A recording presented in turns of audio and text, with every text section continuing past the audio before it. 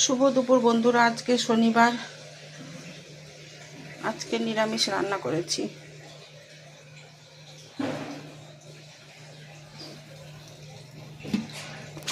এখন বাজে 2:09।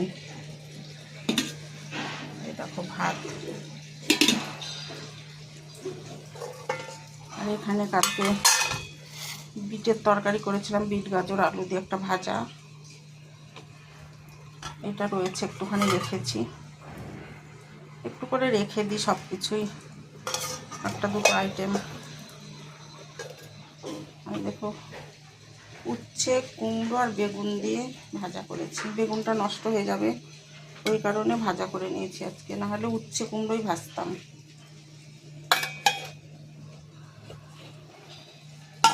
এখানে মুগ ডাল, এই যে লাউ শাক দিয়ে, লাউ শাক আরও আছে, কম দিয়েছি কারণ এগুলো আমাকেই বসে বসে খেতে হবে, আমার ছেলে খাবে না।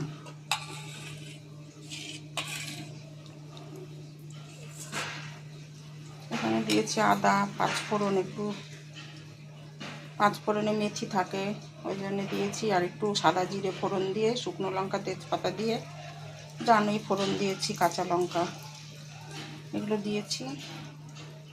তারপরে নামানোর আগে ঘি আর রোস্টেড মশলা, সামান্য একটু মিষ্টি দিয়েছি, একদমই কম।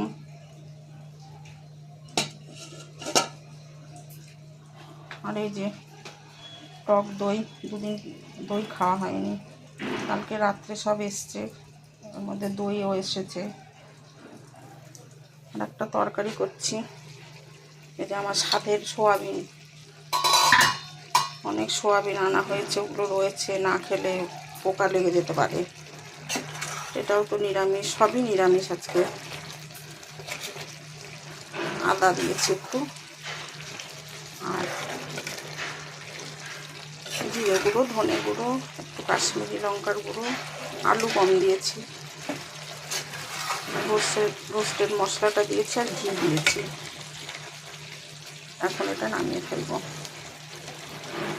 এটা খেতে আমার খুবই ভালো লাগে, এর আগেও বলেছি। ঝোল টোল রাখবো না কারণ অনেকটা ডাল রান্না করে নিয়েছি। এটাই লাস্ট রেসিপি। কালকে আবার সানডে, দেখি কি স্পেশাল হয়। তোমরা কে কী রান্না করছো অবশ্যই বলো। আমার ভিডিওগুলো ভালো লাগলে লাইক কমেন্ট করো, শেয়ার করে পাশে থেকো। তোমাদের সহযোগিতায় একটু একটু করে আমার পরিবারটা অনেকটাই বড় হচ্ছে।